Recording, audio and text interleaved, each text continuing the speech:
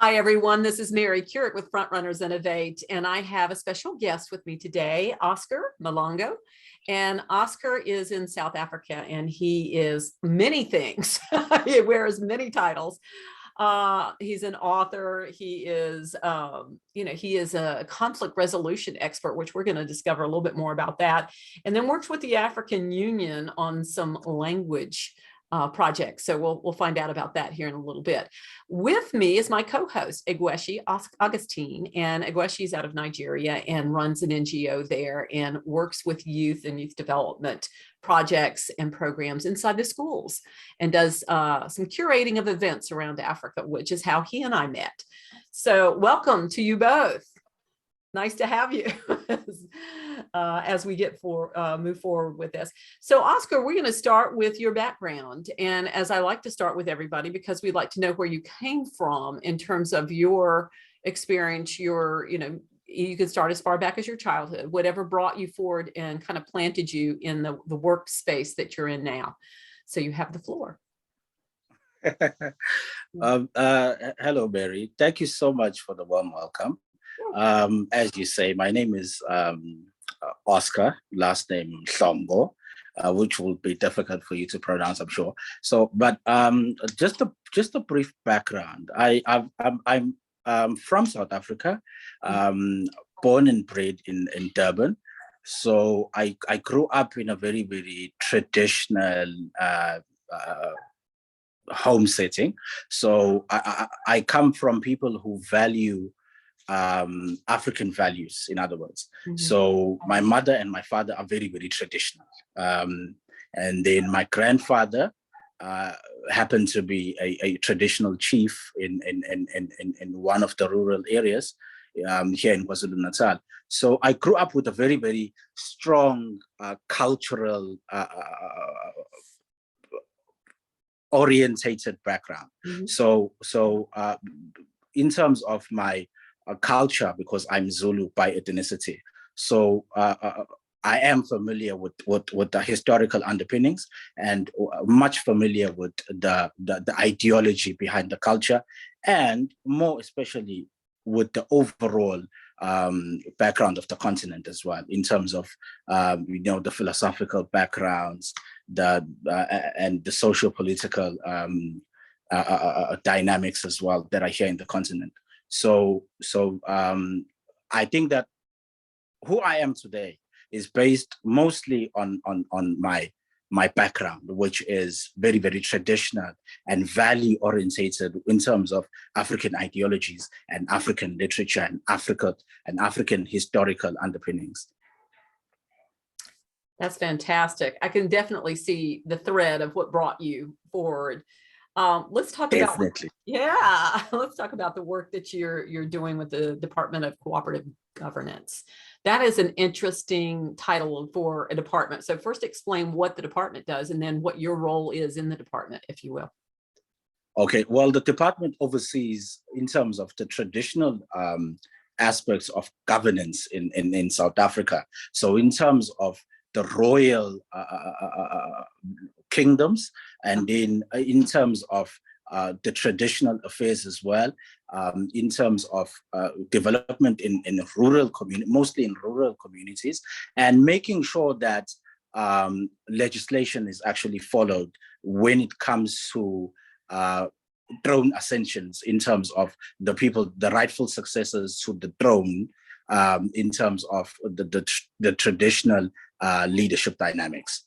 So it's mostly a traditional orientated governance-based department that I work for.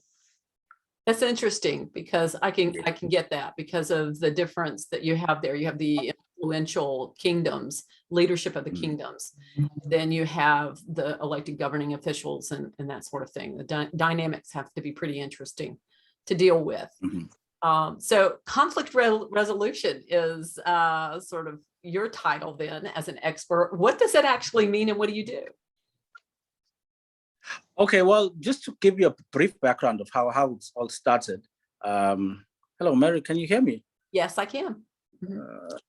Oh, you can. Okay, perfect. Mhm. So just to give you a brief background of what actually happened, when I was doing my second degree at the University of KwaZulu-Natal, we formed a bond with one of the academic leaders there, which happens to be Professor Sihawugele Ngubane. He's also very, very acclaimed, especially here in the continent.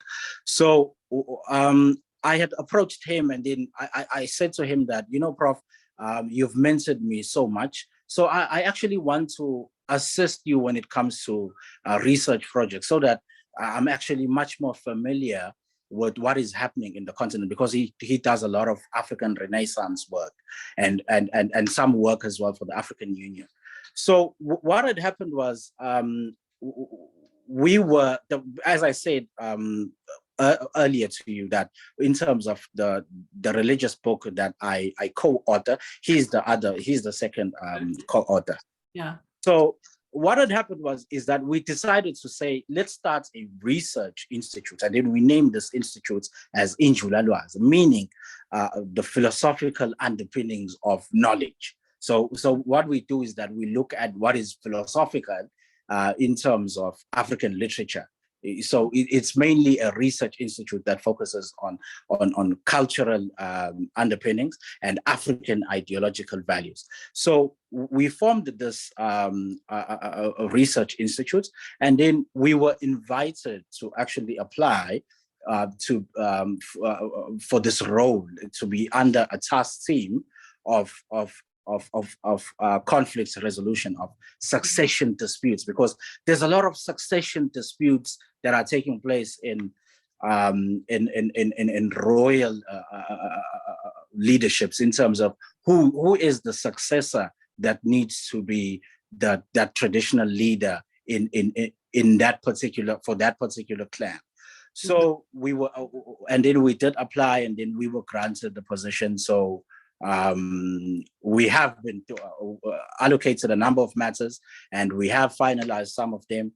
And then because for our portfolio, what the department, it is twofold. It's one, to actually determine who exactly is the rightful heir for that clan, and then secondly, also to come up with some sort of a resolution for the family, in terms of for them to come together again and to engage in a process of forgiveness, but not forgiveness in perhaps the, how can I put this, in the basic sense. So forgiveness in terms of undergoing certain cultural and cultural and practical values and practical ideologies as well, following those underpinnings, and then for them now to be united again, because because what they do is that perhaps 2 or 3 names come up as the next successor based on that particular clan, and then what happens is that we determine who is the rightful successor, and then obviously in having various names popping up, there becomes factions within the family. So the family breaks up, and then our job is to come up with the successor, and then to also try and unite, if possible, the family, for them to engage in this process of forgiveness. Because what you find is that there's a lot of bad things that actually happen, by the time we engage in this process of determining who exactly is the rightful successor.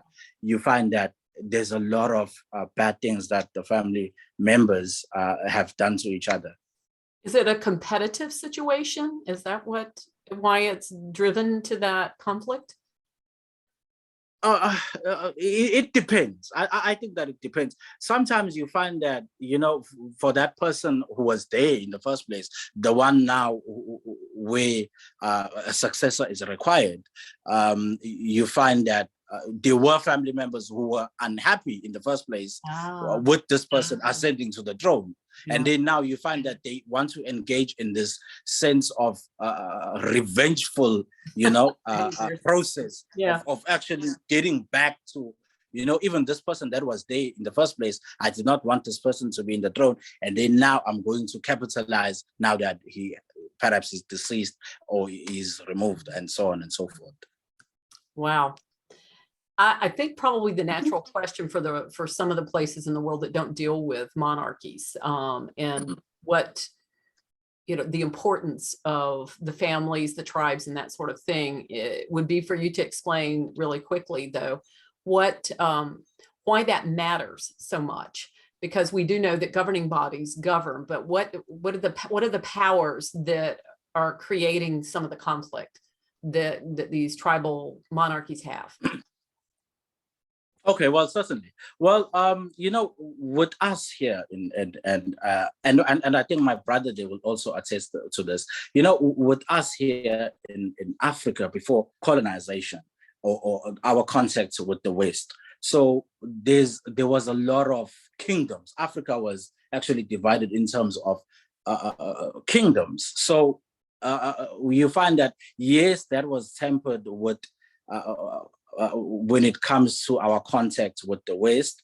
But you find that now after independence, what had happened was that our governments individually, they recognized this sense of customary law as well. So you find that they are actually recognized, and then the government uses them as the traditional leaders of those respective communities to actually institute or to actually dispensate more of what exactly it is that the government is trying to achieve in terms of government initiatives, in terms of government innovations, and in terms of government development programs. Okay. So, and then now you find that even this as well has also contributed, because now with government comes with certain benefits, and obviously government comes with money, and then government comes with influence. So now you find that the ascension to the throne, it's more of the benefits that I'll reap when I ascend to the throne, as to relative to how it was before, in terms of being ascending to the throne for rightful and moral reasons. So I think that in a sense that this has somehow contributed to those succession disputes that we face, because you find that a lot of people now are looking at in terms of government is coming with these benefits and what's in it for me, rather than what is in it for my community and what can I do for my nation and country at large. So it sounds like more than just bringing the rightful people to the right seat or the right throne. It's more than that. It's bringing the whole right concept of how to do the right. Exactly. How to do the right. Exactly. And I think this is, sorry to cut you off there, Mary, because you've just reminded me of a very, very important point. And then you find that, I think this is where the rationale of our government in terms of creating this task team to actually determine who's the rightful person to ascend to the throne, because according to our customs and our ideological values as Africans, the next person to ascend to the throne is not elected, but is actually, this person has a birthright to be in that seat. Yeah. So we determine in terms of that birthright, and obviously what comes next is the sense of rightful reasons. Is this person really, fitting to sit in the seat, and so on and so forth? Yeah, I mean, leadership is also something that I would think has to, I mean, not everybody that has the birthright to sit on the throne should actually be the right person to sit on the throne. But, we do that sometimes. Fascinating stuff. And it puts you in the kind of the middle as a mediator type of person, especially if you're trying to build families and bring them back together so that everybody's kind of on the same page. And not only that if other tribes have to weigh in, if there's somebody over more than one tribe, I don't know how that works in South Africa. I know in other countries it sometimes is that way, where, the tribes come together and maybe they elect one king out of all. But it's really interesting to see the powers that the tribes have. In some cases, they own the lands because traditionally they've always owned those lands. So that's part of the struggle, the power struggle type thing, I think that comes with it. So let's talk about, like I say, you wear a lot of hats. Let's talk a little bit about your African Union work. And I know Igweshi knows a little bit about that. I think he's getting ready to do an event that has to do with African Union programs and whatnot. So I know he'll want to weigh in, but tell us a little bit about what you're doing there with the languages. Okay, and then again, now, my second mentor in academia, who happens to be Professor Langa Kubalu, also acclaimed in the continent, and he also works for Oxford University as well, because he's a champion for the isiZulu language. So there's some synergy that he's doing with the Oxford University. So he's actually the one who invited me to think about joining the commission, because what had happened was the African Union Commission had mandated him to start up a African indigenous language commission based on, mostly of focusing on the language of isiZulu. And then what had happened was he invited me to also join in terms of the work that he was mandated with. And then obviously I did not even think twice about it, given my background, as I said to you, because I've always wanted to contribute to a much more broader audience in the African continent. And then I've always wanted to be part of the African Union. It's just that I did not think that it would happen so soon, because this had happened when I was 29 or 28, when I was 28 years old. So I did not expect it to be so soon. And then obviously I joined in without even hesitating. And then the work that we do there is mostly to engage in the process of decolonizing the curriculums. Yeah, especially we for now we're focusing on higher education. We're trying to look at how can we create programs that actually aim at decolonizing the curriculum, in terms of what we're trying to do is that we're trying to intellectualize African indigenous languages. What do I mean by intellectualizing? We're trying to actually bring them up in terms of, not for African indigenous languages to engage in a process of mere translating the literature that is there in academia, but actually looking into the African ideologies in terms of the literature that is there with African ideology, and then bringing it in using African indigenous languages, and then trying perhaps to actually engage in a process where we're trying to raise the standard of African indigenous languages to be on par with other languages that are used in African universities. That's interesting. I was telling him, Igweshi, right before we kind of got on, is that I've never met an African that had a better command of English than him. So it's interesting that language is his sort of strong suit. But as you can see in my background, I read a lot, so I do a lot of reading. And one of my biggest plunge is on books. I buy a lot of books. I actually surprise people because I enter a bookshop with a trolley, or sometimes with a basket, and then just buy as many books as I possibly can at that particular time. Man, I've got somebody for you that's always quoting book titles for me. The former U.S. Congressman / U.S. Ambassador to Denmark. And whenever I get him on a business call, he's always like talking about, he's also an author, but he's always talking about these books. So okay. I'm able to get you connected. Igweshi, do you have any questions for Oscar about his work with the African Union? Can you hear me? Let's see if you can pop on. Igweshi, can you hear me? Is he still with us? Yeah, well, in theory he is. Yeah, I can see him. He's on mute. Okay. Yeah. Igweshi, you're on mute. Okay, so we're just going to kind of let that be if he's not been able to have that connectivity. It looks like he's connected and he's just got his camera and his microphone off. So maybe he'll pop in.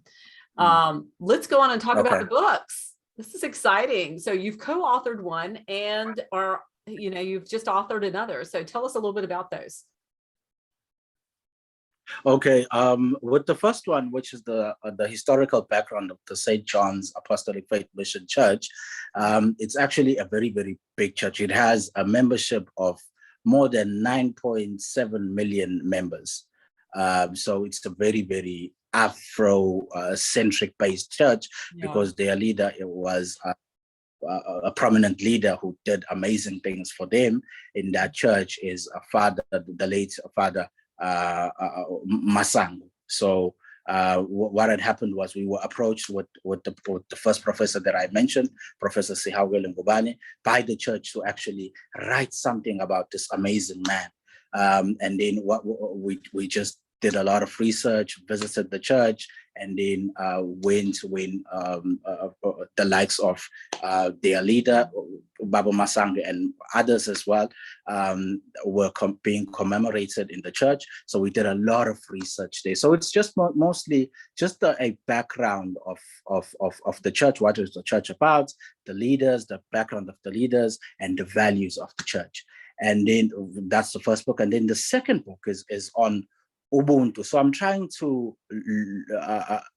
eliminate this sense that we now have as in the continent, because I'm trying to remind each and every single person that is here that even for those in the diaspora as well, that, our ideology is not selfish, because by being selfish, we actually harm each other. So I'm trying to remind them that, no, we actually have values that we come with from Kemet and Nubia, where they are based on solidarity and being collective, and actually, seeing the other person not merely as a means, but rather as an end. So it's based mostly on eliminating the sense of selfishness that we have as human beings now, and then just trying to remind each and every single person in the continent and even in the world, because I think it actually contributes to universal literature, because I know with Western continental philosophy as well, there's a lot of emphasis on humanistic approaches. So I'm trying to look at that as well and try to create some sort of collaboration and synergy with African ideology that aims to recognize the humanness and that the fact that other human beings have goodwill, and how can we actually collaborate and engage in the process of much more mutual collaborations rather than independence and saying that, I'm independent of you and I don't need you. In fact, I need you in order for me to succeed, or, backstab you and all of this. So I'm trying to look at those dynamics in the book. That's fantastic. So this latter one that you just mentioned is it about to be released? It will be released next year, perhaps in March. So I haven't decided on the launching date, but most probably the latest will be March, sometime in March. So perhaps on that, and let us know. I'd love for you to do a little bit of a reading of that on camera for us. That would be awesome. And congratulations. That's fantastic about the church, the historical perspective of that. I think that's really important to kind of document those things, because if you don't, then a lot of that is just hearsay. And after a generation or two or three, then there's no more, there's no more information. So, I think it's really good that you're doing that. This is fantastic stuff. So what's ahead for you? More books? Are you going to write more books? What do you think is, along with the work that let me start it. Let me back up and start it this way. What is the impact, you sitting right now, and you're young, but what is the impact you hope to have given the trail or the path that you're on right now? What's the impact?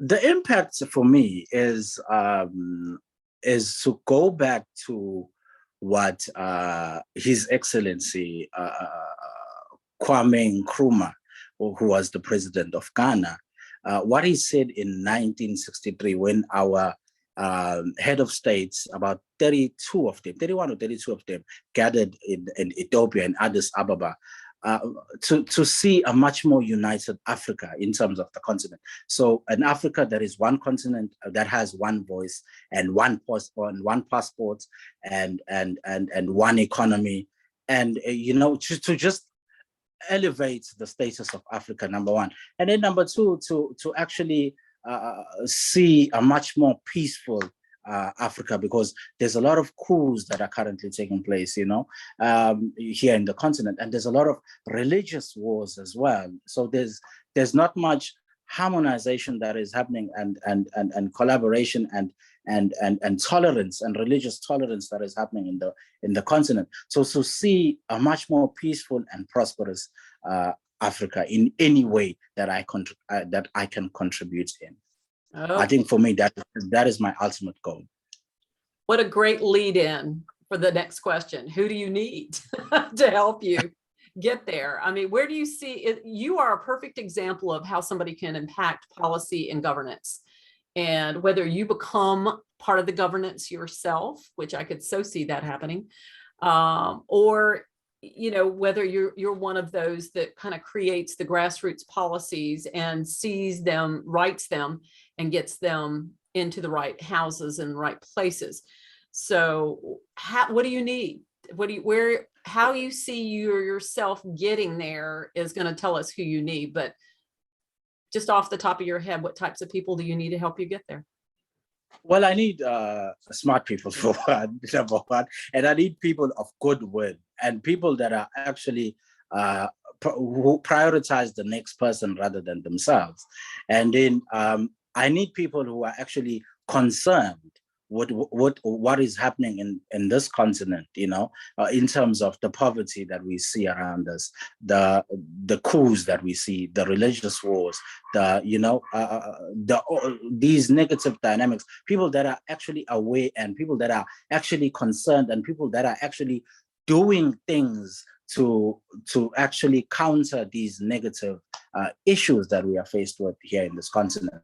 I'm not looking for people that are coming in with perhaps aid. I think is very, very important, but I think it's high time that we now, as Africans, we need to stand up to the occasion and actually recognize that we ourselves have something to contribute, not just in terms of our resources, but we actually have something to contribute in the world in terms of making the world a much more better place, that we have our ideologies that can be embedded and used perhaps in collaboration with other ideologies, and make the world a much more better place. So those are the type of thinkers and people that I need.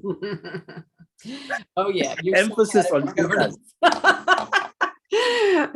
I love it. I hate that Igweshi hasn't been able to chime in, because I think that he's maybe not hearing us, but hopefully when we get it recorded and up, once we get the recording up, he'll be able to hear it all play back. So I am sorry for that. This is terrific. So you stay on, because I'm going to close this out, and I want to have another couple of minutes of your time to talk to you about some other people, since you told me now the types that you want to meet. I want to tell you about a couple of people that might be neat for you. So Igweshi, okay. I hope you can at least see us and say goodbye to you. And Oscar, thank you so much for spending a few minutes with us today, and can't wait to share your story and follow you as you kind of move along, because I think that there's going to be great things that we're going to hear about you. So thank you, everyone. And if you're watching this on YouTube, go to www.frontrunnersinnovate.com, where you'll see this. You'll have also some links that he'll provide to us of how to connect, maybe from LinkedIn, maybe you've got some other social or a website or something that we can kind of go to, and we'll be connecting with you. And so thank you, Oscar, again. Thank you, Igweshi. We'll see you soon. Take care. Bye-bye.